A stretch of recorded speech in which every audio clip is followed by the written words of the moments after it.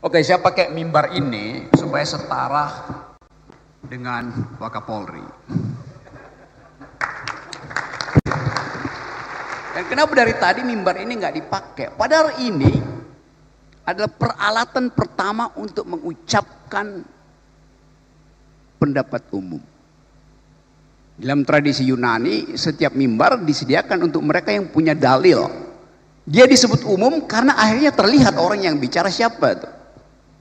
Itu sifat pertama.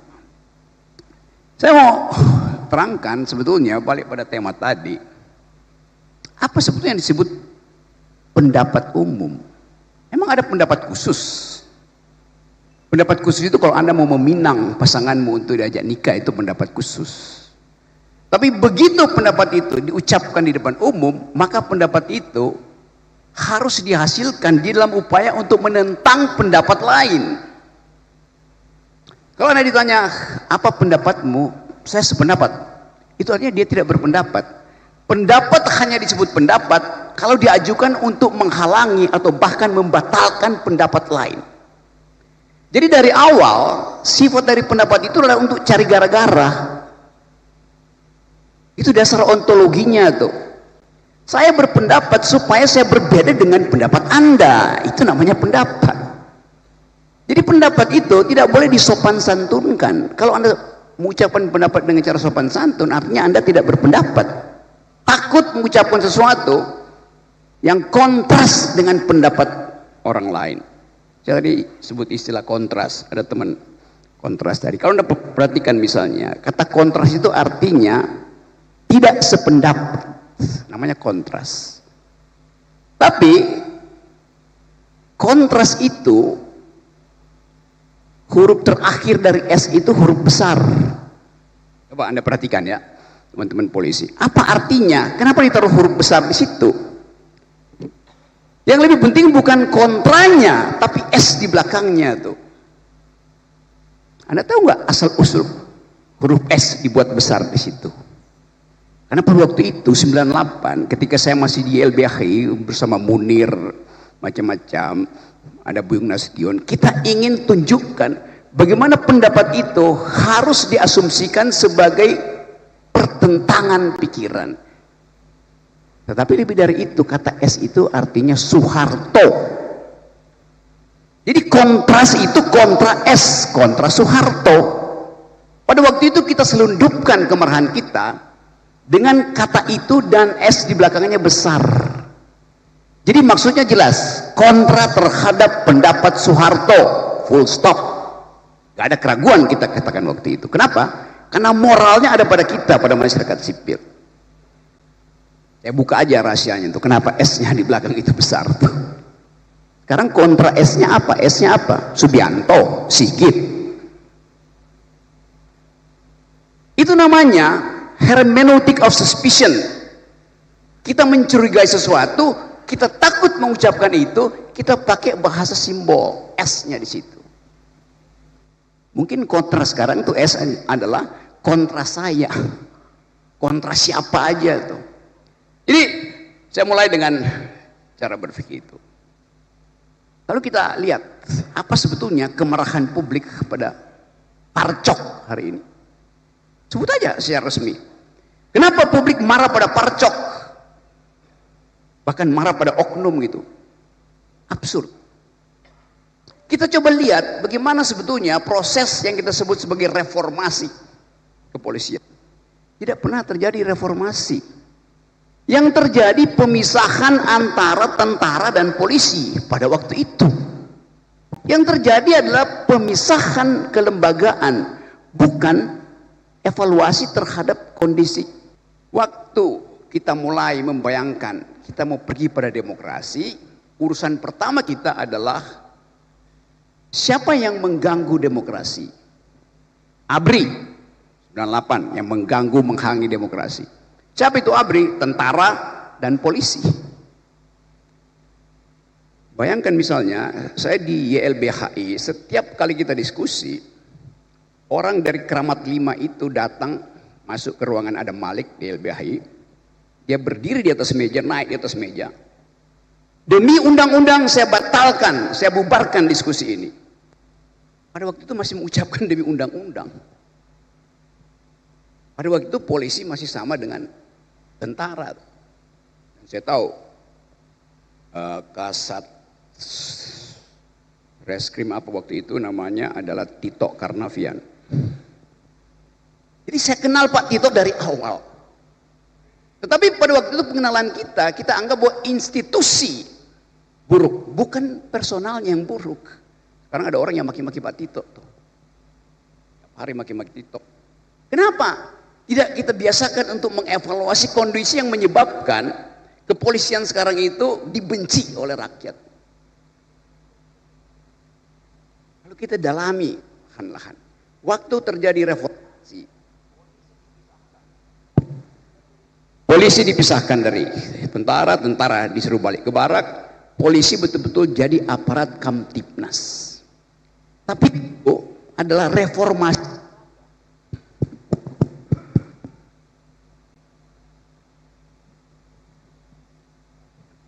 Ini saya pindah dari Partai Biru ke Partai Merah. Karena Partai Biru juga ternyata udah di bail out oleh Gajah Merah. Si kelembagaan terjadi reformasi, tidak terjadi transformasi. Lembaganya dipisah, value-nya tidak ikut transformasi. Tadi dikatakan polisi harus kembali pada prinsip supremasi sipil, itu juga salah. Yang mesti supreme itu bukan orang sipilnya, tapi nilai-nilai sipil. Jadi yang benar bukan supremacy, civilian supremacy, tapi the supremacy of civilian value.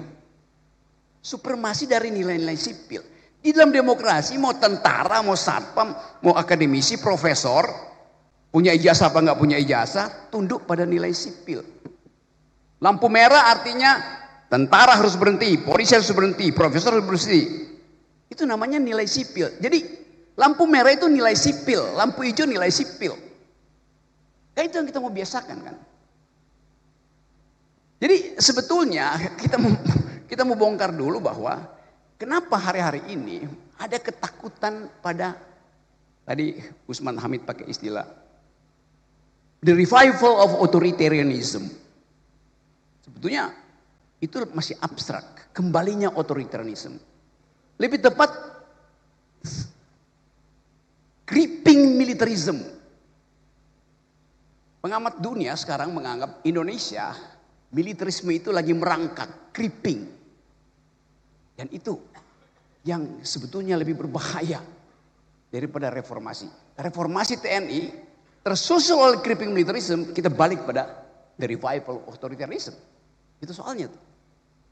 Jadi saya mau terangkan bahwa ada reformasi, terjadi pemisahan lembaga tentara dan militer, tapi hanya sekedar reformasi, bukan transformasi.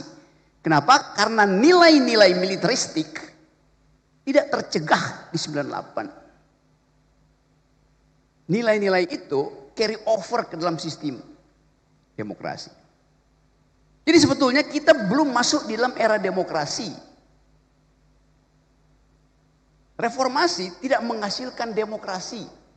Terjadi perubahan kelembagaan tapi tidak terjadi perubahan nilai-nilai berdemokrasi. Dengan kata lain, kalau kita sebut kita pindah dari otoriter ke demokrasi. Pindah itu artinya langkah keluar dari orde baru masuk ke orde reformasi. Kita baru keluar dari, belum masuk ke. Lembaga-lembaganya lengkap. KPU ada, parlemen ada, Mahkamah Konstitusi ada, DPR ada. Lembaganya lengkap, tapi pelembagaan belum berlangsung sempurna. Hanya itu yang mau kita pastikan. Jadi sekali lagi kalau kita mau bicara tentang reformasi, transformasi, apapun istilahnya, kita mesti lihat bahwa kondisi kelembagaan kita itu tidak menghasilkan pelembagaan, hanya ada perubahan di dalam lembaga.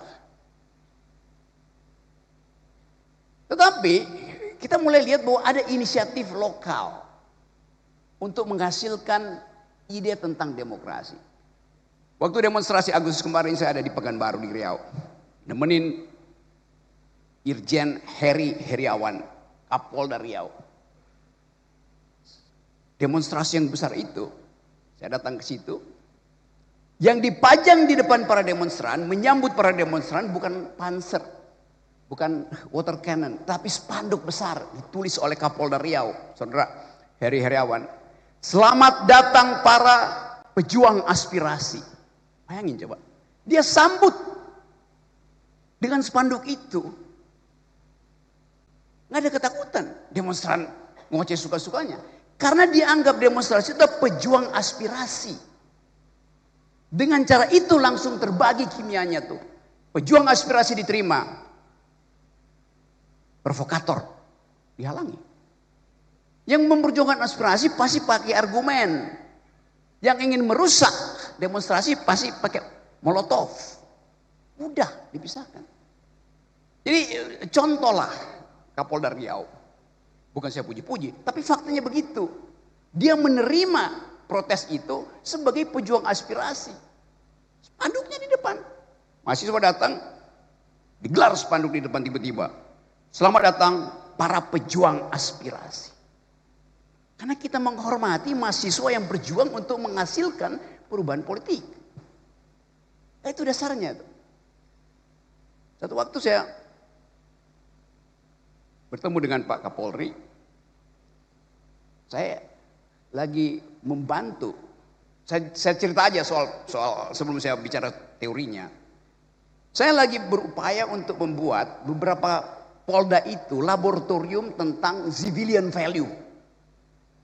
Nah, karena saya berteman dengan Pak Herimen, saya bolak-balik ke Pekanbaru. Tiba-tiba ada seorang tokoh masyarakat sipil WA saya. Rocky Gerung, Anda ternyata sudah dibeli oleh polisi itu. Bayangin coba. Kenapa? Terlihat Anda berfoto dengan Pak Sigit, Kapolri. Lagi nanam pohon. Dan Anda bicara, pidato di samping Kapolri. Saya bilang enggak. Pak Sigit tidak di samping saya, dia di belakang saya. Kenapa enggak dibalik bahwa saya yang membeli Kapolri, bukan saya yang terbeli. Karena saya nyusun kurikulum tentang hubungan antara polisi dan lingkungan yang disebut green policing yang dipromosikan oleh Kapolda Riau. Jadi bayangin, masyarakat sipil pun mencurigai aktivitas masyarakat sipil karena dia nggak paham bahwa lebih banyak orang yang mati karena kerusakan lingkungan daripada yang mati di jalan raya. Itu soalnya. Jadi kepicikan aktivis masyarakat sipil juga ada karena kecengengan, nggak bisa berpikir. Kalau saya kritik, saya juga kritik lingkungan saya yang mencurigai hubungan antara aktivis, dosen, jurnalis dengan kalangan kepolisian. Rocky Gerung sudah terkooptasi oleh Kapolri. Lalu dalam isu lingkungan terbalik, Pak Sigit terkooptasi oleh isu lingkungan yang saya buat. Begitu dong fairness-nya tuh. Jadi kita lihat bagaimana kepicikan itu ada di dalam bahkan masyarakat kita. Dan itu terjadi karena satu hal. Di belakang kepala kita, di belakang kepala mak-mak, di belakang kepala para dosen, kepala jurnalis, ada isu yang unexplainable, unspeakable. Yaitu soal fufu-fafa dan soal ijazah palsu. Itu yang jadi background kemarahan publik yang tidak mungkin dia ucapin. Karena menunggu kepastian isu ini sampai di mana tuh. Kita bikin riset, saya bikin riset, isu ini akan ada di semester ke depan masih ada di situ. Jadi kita mau coba bahas sekaligus apa yang kita sebut sebagai reformasi sebetulnya basisnya adalah kecurigaan masyarakat sipil terhadap penyelesaian kasus-kasus yang sangat sensitif. Mereka tidak bisa ucapkan, saya pakai satu istilah, deep psychology, psikologi dalam masyarakat kita adalah bimbangan, kecurigaan, ketidakpastian. Ketidakpastian politik sekarang disiram dengan ketidakpastian ekonomi. Maka orang akan cari siapa yang harus bertanggung jawab. Kata anarkisme itu adalah puncak tertinggi dari demokrasi itu. Kata anarkisme datang dari penggalan kata an dalam bahasa Greek, bahasa Yunani, dan arko. Arko artinya kepala, an artinya tanpa kepala. Demokrasi memang harusnya tanpa kepala karena kesetaraan. Tapi udah kata itu udah keburu dipakai. Kalau begitu saya nggak boleh lagi mengajar. Saya mengajar critical thinking di UI. Di dalamnya saya mengajar dua cara berpikir kritis. Satu Marxisme, dua anarkisme. Itu. Marxisme adalah kritik terhadap arogansi kapital. Anarkisme adalah kritik terhadap arogansi kekuasaan. Dua-duanya bermutu untuk menghasilkan demokrasi. Tapi kata itu udah mengalami pejorasi sehingga you anarki, you anarko. Lo itu kata yang bagus.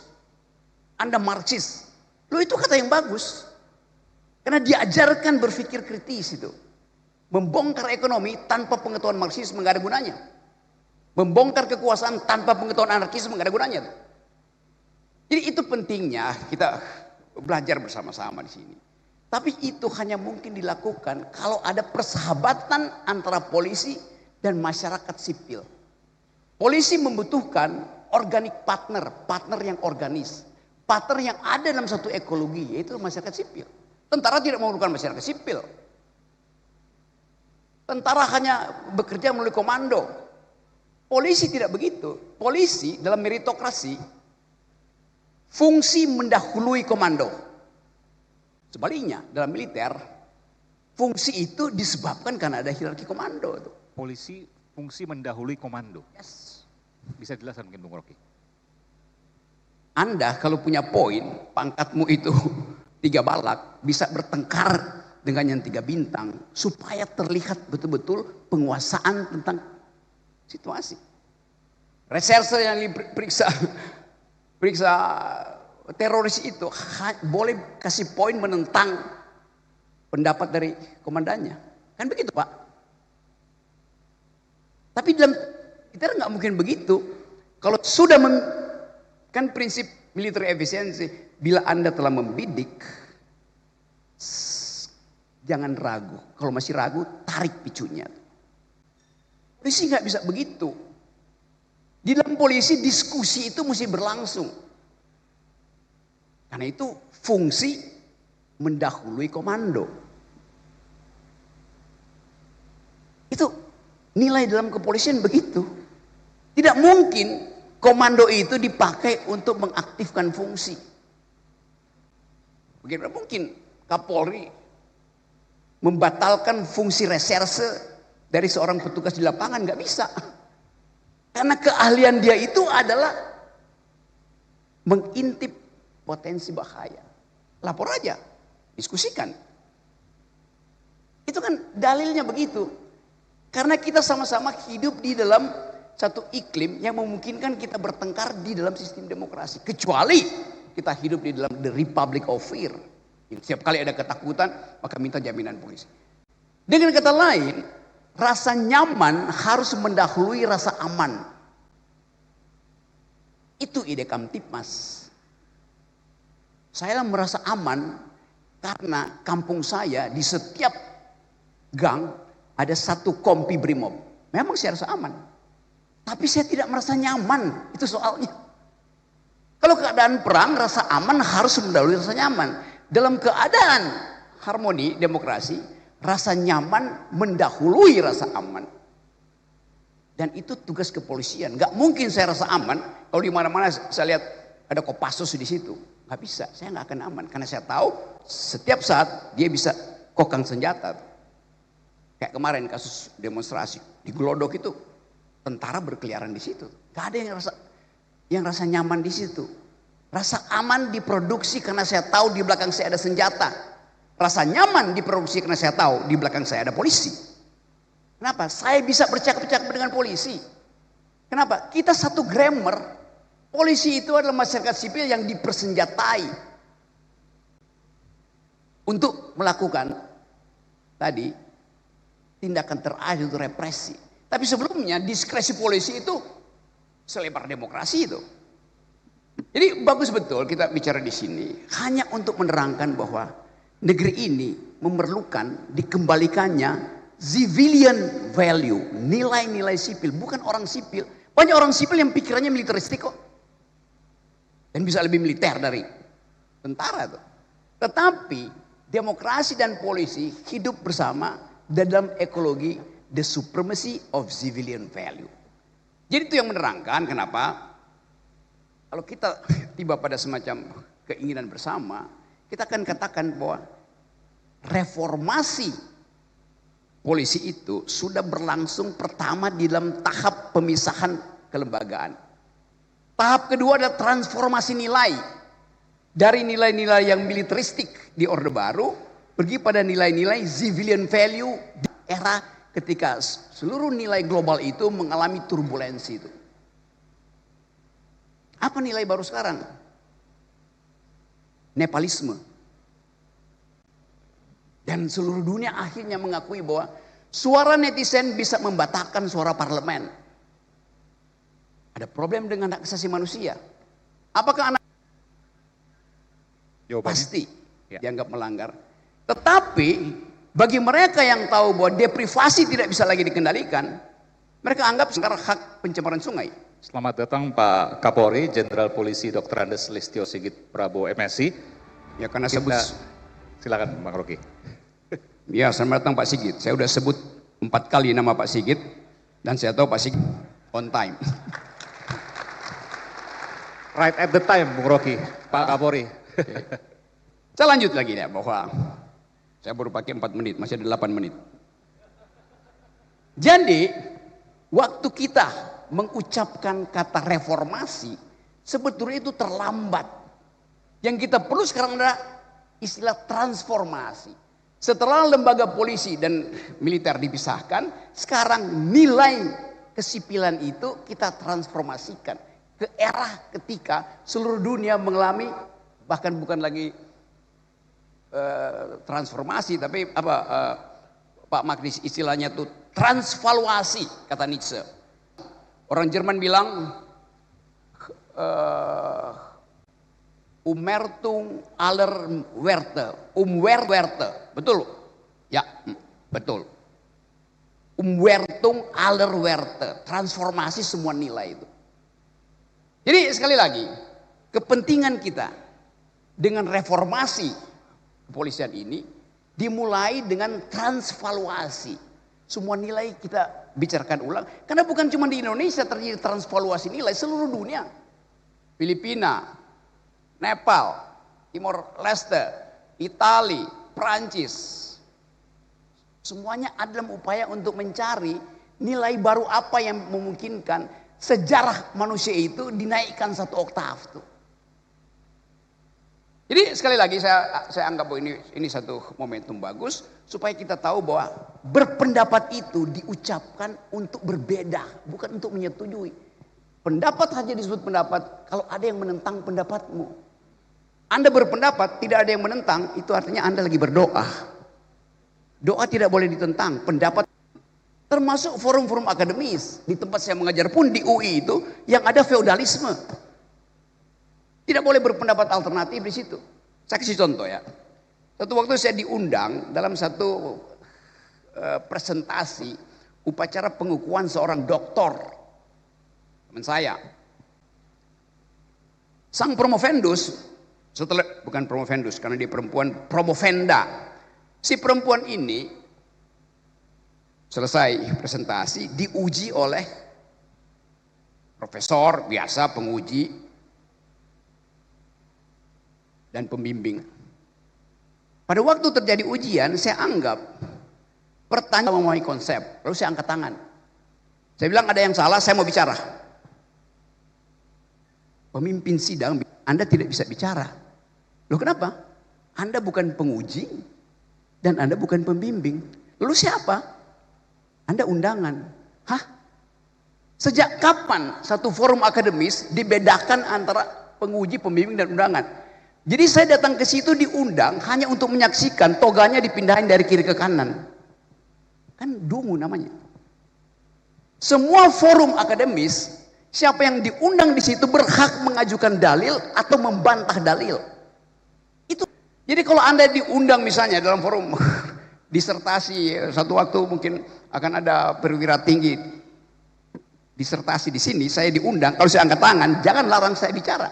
Karena Anda undang saya bukan untuk nonton seremoni, Anda undang saya untuk memperhatikan logik, metodologi, dan pembicaraan dari isi disertasi itu.